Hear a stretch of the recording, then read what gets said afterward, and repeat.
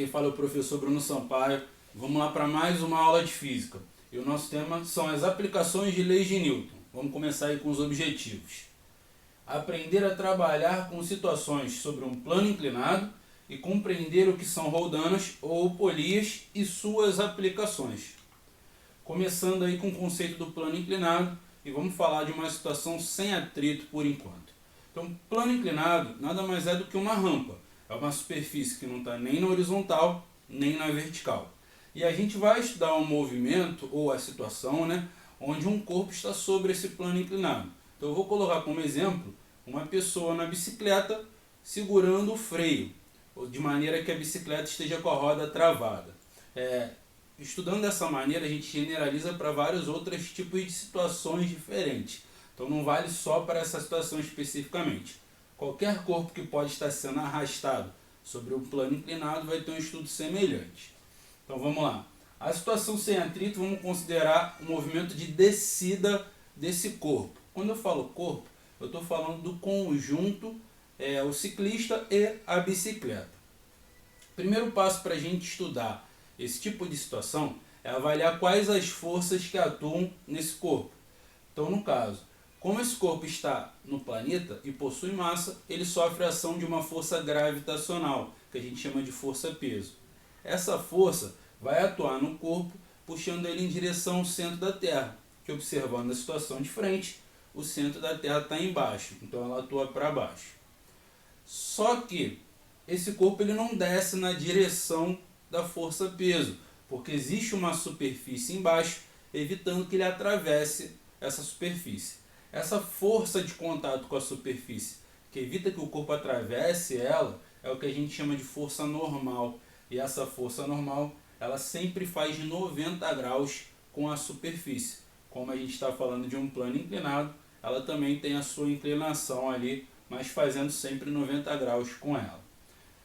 Como não tem atrito e não tem mais nada em contato com esse corpo, não tem outra força atuando sobre eles. Mas repara que colocando as forças dessa maneira, a situação fica meio embolado, O desenho se embola com os vetores e não fica muito claro. Então o que a gente vai fazer? A gente vai separar as forças da situação aqui do desenho, A gente chama isso de diagrama de corpo livre. Então no caso, eu vou representar duas direções, onde eu vou manter a direção paralela à rampa e a direção perpendicular a ela, e vou representar esse corpo por um pontinho, onde eu vou aplicar nele as forças que o corpo está sofrendo. Então ele está sofrendo a força peso para baixo e a força normal na direção que faz 90 graus com a superfície. Então eu tenho essas duas forças para estudar. Porém, quando a gente vai estudar uma situação com vetores, no caso forças são grandezas vetoriais, é conveniente quando eles estão na mesma direção ou quando eles fazem 90 graus. E essas duas forças, elas não estão nem na mesma direção, nem fazem 90 graus. Então o que a gente vai fazer? A gente vai pegar uma delas, pelo menos, e vai ajustar nessas direções. A gente vai decompor um vetor. Mas o primeiro passo é você escolher quais são as direções que você vai estudar. Geralmente a gente escolhe horizontal e vertical, mas se tratando de um plano inclinado, as melhores direções para você estudar são paralelo ao plano e perpendicular ao plano. Nessas duas direções, uma das forças está atuando, que é a força normal. Se ela já está em uma dessas direções, eu não vou precisar fazer nada com ela a princípio, eu vou repetir. Mas a força peso, ela não está nenhuma nem outra. Então o que eu vou fazer é decompor, eu vou separar essas forças. Porém, essa decomposição está associada ao vetor original e a um determinado ângulo. Da onde a gente extrai esse ângulo? O ângulo de inclinação da rampa é exatamente o ângulo entre a força-peso, que está na direção vertical, e a direção perpendicular à superfície. Então esse ângulo daqui sempre é igual ao ângulo de inclinação. E depois a gente decompõe a força. No caso, ela está inclinada, voltada para a direção ali de baixo, na descida da rampa, e na direção perpendicular para baixo. A gente separa essas duas forças e chama elas de Px e Py. Px na direção paralela, né, à rampa, e o PY na mesma direção que está a normal, perpendicular à rampa. Feito isso, a gente vai esquecer o vetor original e só vai trabalhar com as componentes. Então a minha situação a partir de agora tem 3 forças envolvidas: normal, PX e PY. Só que o PX e o PY não precisam dos valores, né? Então tu tem que lembrar lá de decomposição vetorial. Para descobrir uma componente, eu tenho que ver onde está o vetor original e eu tenho que me basear em um certo ângulo com uma determinada direção. No caso do PX, o vetor original está aqui e ele não está com o ângulo perto. Quando o vetor estiver sem o ângulo perto, quando essa componente estiver sem o ângulo perto, é só pegar o valor original e multiplicar pelo seno do ângulo. Mas a componente que estiver com o ângulo próximo, você vai multiplicar pelo cosseno. Então lembra, sempre depende do vetor original, que é a força-peso, e depende do ângulo. Sem o ângulo próximo, multiplica pelo seno. Com o ângulo próximo, multiplica pelo cosseno. Então depois de decompor, aí você vai trabalhar com as leis de Newton. No caso, a gente tem 2 situações aqui, uma em cada direção. Na direção perpendicular ao plano, não existe movimento. E de acordo com a primeira lei de Newton, se não há movimento, a força resultante é 0. Porém, isso é somente nessa direção. Na direção da rampa, só tem uma força. Se só tem uma força, ela é o que sobra de tudo. Ela é o que a gente chama de força resultante. Então, quais são as igualdades que eu posso colocar para estudar esse tipo de movimento? No caso, eu tenho que a força resultante é exatamente o Px, porque é o que sobra de tudo. E para poder cancelar o Py, a normal tem que ter a mesma intensidade dela. Então são as equações que eu posso trabalhar para um movimento num plano inclinado sem atrito, né? Força resultante é igual a Px, que é igual a P seno θ, e a normal é igual a Py, porque eles têm que ser suficientes para cancelar um ao outro. Logo ela vai ser igual a P cosseno θ nessa situação. Se eu pegar uma situação com atrito, mas que esteja em equilíbrio, são 2 possibilidades. Ou ele vai manter o repouso, ou ele vai descer com velocidade constante. Se eu avaliar as forças que atuam sobre esse corpo, o peso e a normal ele continuam ali.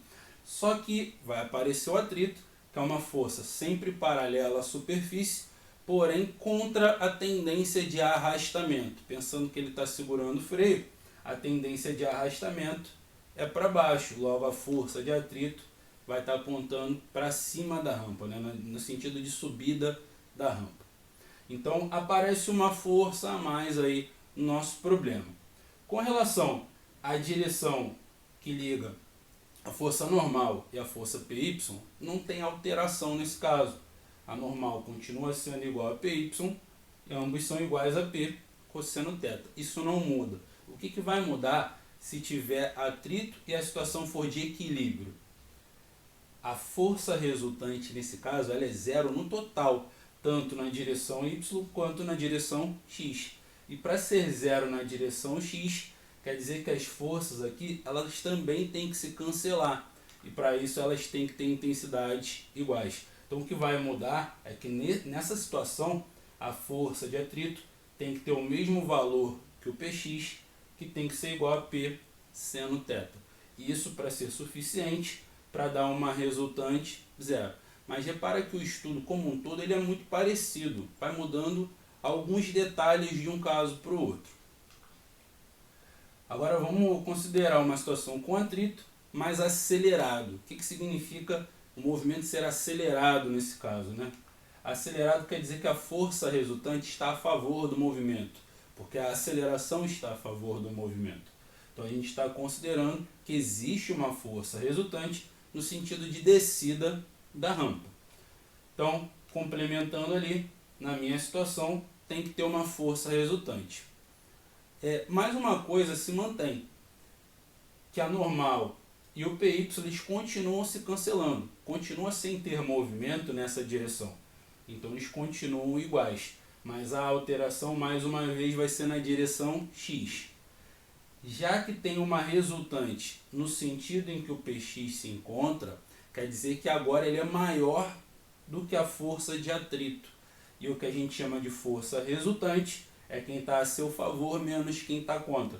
Então nessa situação vai ser o PX menos o FAT, onde o PX tem um valor que a gente pode medir decompondo o vetor original peso, né? Agora vamos considerar que a situação tem atrito, ele está descendo, mas ele está freando. O que isso representa, né? Que a aceleração está contra o movimento, logo a força resultante está contra também o movimento. O que vai alterar estudando a situação nesse sentido é aqui na direção X, mais uma vez. A gente tem o PX e tem a força de atrito. Um não vai ser suficiente para cancelar o outro, já que sobra uma força resultante. Na direção da normal e do PY, mantém a igualdade. Eles continuam sendo suficientes para se cancelar, pois não há movimento na direção deles. Mas na direção X não se cancela. E nesse caso, como a força resultante está no sentido de subida da rampa, quer dizer que a força de atrito agora ela é maior que o PX. Logo, a força resultante vai ser quem está a favor dela menos quem está contra. Então é a força de atrito menos o PX, que tem esse valor aqui conhecido. Roldanas ou polias, né? Vamos começar com uma roldana fixa. Qual é a função de uma roldana fixa? Roldana é uma rodinha onde você passa um fio ou uma corda por cima dela. A função dela é a gente fazer força em alguma coisa, porém ela ajuda a mudar a direção e o sentido da força que eu vou fazer para determinado objetivo. Por exemplo, se eu quiser erguer um corpo, eu tenho que fazer uma força nele de baixo para cima. Porém, se eu utilizo a roldana, eu posso prender em uma das extremidades do corpo uma corda e fazer a força do outro lado. Aí, para erguer esse corpo, em vez de fazer uma força diretamente nele de baixo para cima, eu puxo a corda para baixo e ele sobe. Então ele muda o sentido e a direção da força aplicada para o objetivo que a gente quer. Então, se por acaso eu faço a força de um lado puxando a corda para baixo, do outro lado a corda vai subir e vai erguer o corpo que estiver preso a ela.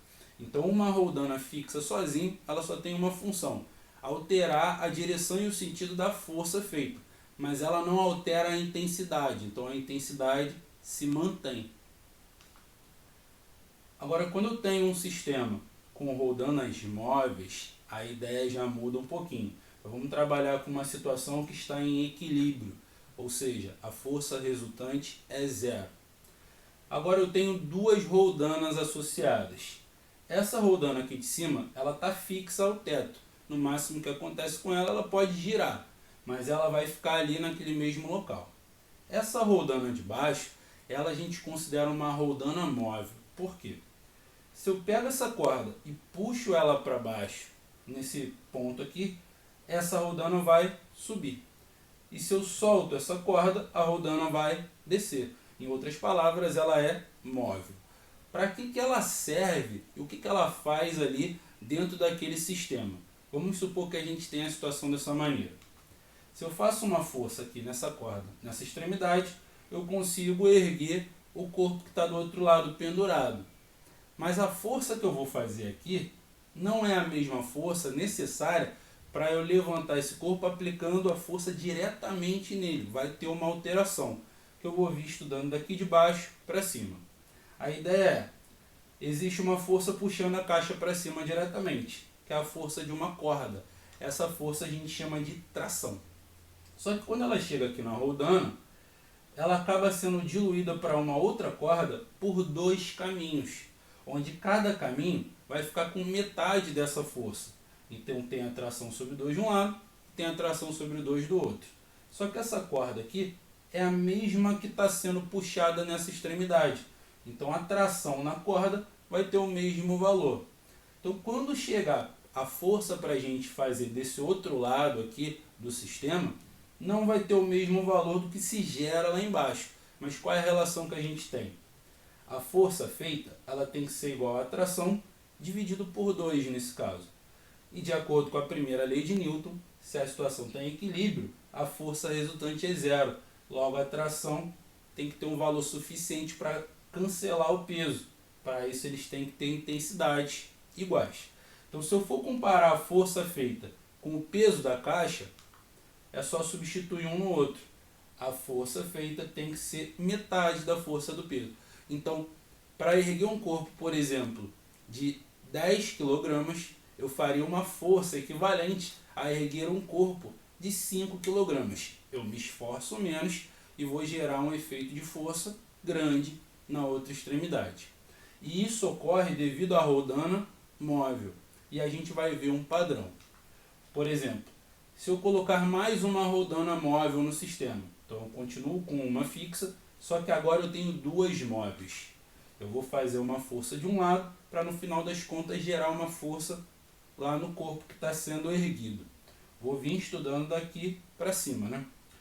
A força direta que está aplicada naquele corpo, puxando ele para cima, é uma força de tração. Chegou nessa roldana, a força vai ser diluída para 2 caminhos. Então vai metade para cada lado. Só que essa metade, ela chega aqui e ela tem uma nova roldana móvel. Ela vai ser diluída novamente por 2 caminhos. Então dividir por 2 e dividir por 2 de novo é a mesma coisa que dividir por 4. Então esse último fio, ele tem uma atração, que é a atração daqui de baixo dividido por 4. E é essa força que a gente vai ter que fazer para poder sustentar esse corpo no final das contas. Então a força que a gente tem que fazer aqui para manter o equilíbrio é a atração lá de baixo dividido por 4. Como está em equilíbrio, o peso e a atração lá de baixo são iguais, pois eles se cancelam.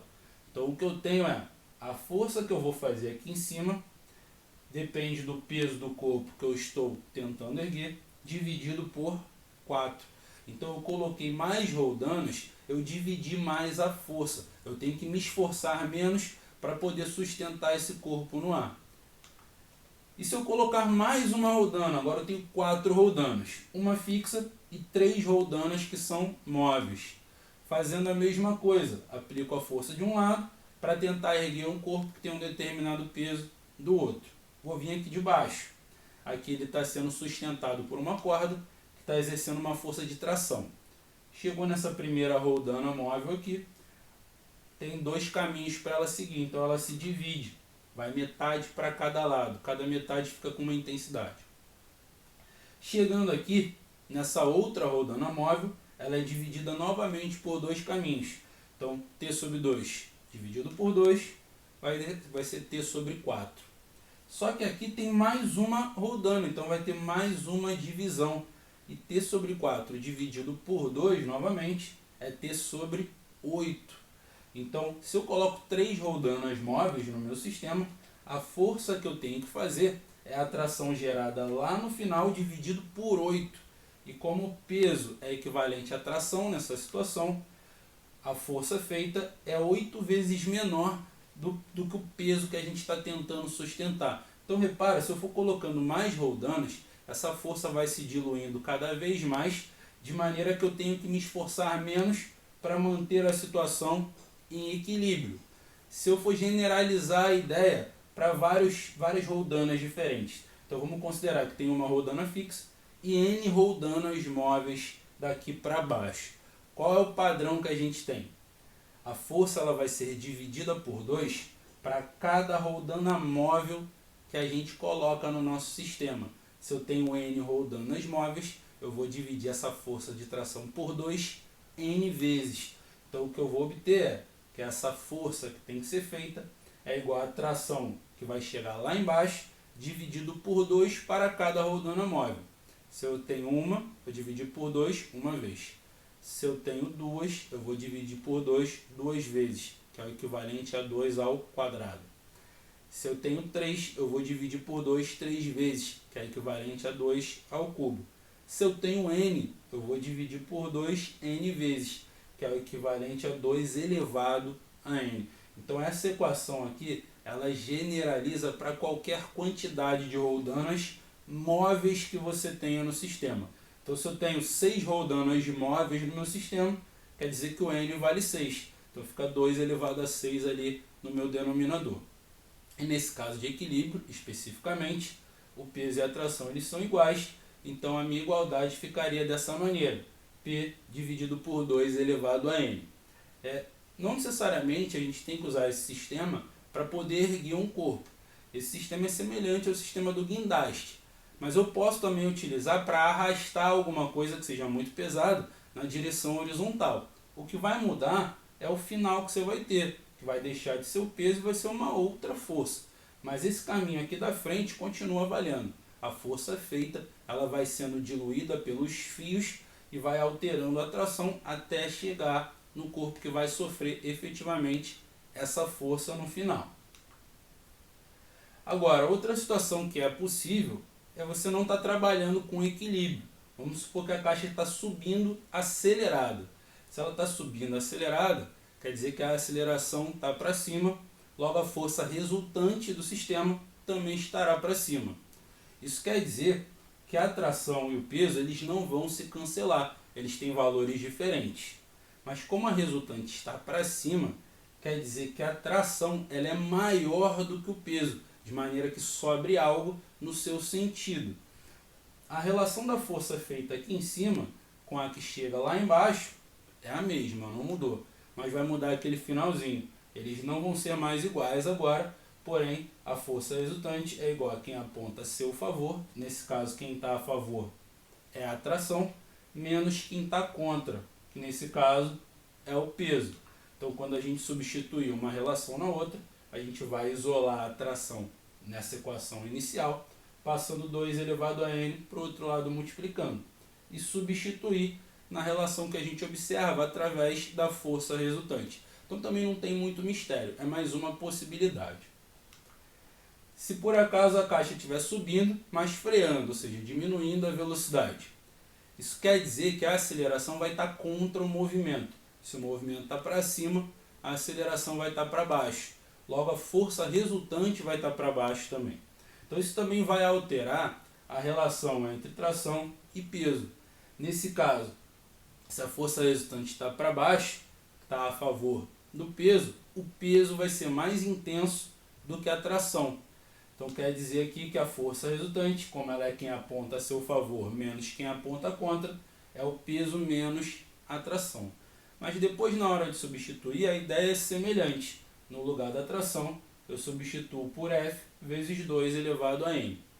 Mais uma vez, eu estou trabalhando com situações onde eu estou querendo erguer um corpo. Então a força final lá acaba sendo o peso desse corpo. Mas poderia ser uma situação diferente. Eu poderia estar tentando arrastar algo. Então, o que você vai levar daqui é essa relação da frente. O final depende da situação que você tem para estudar. Eu estou colocando situações que são comuns. Então, galera, espero que vocês tenham gostado da aula, espero que tenha ajudado. E me dá aquela moral também. Curte aí, compartilha, se possível se inscreve e bons estudos.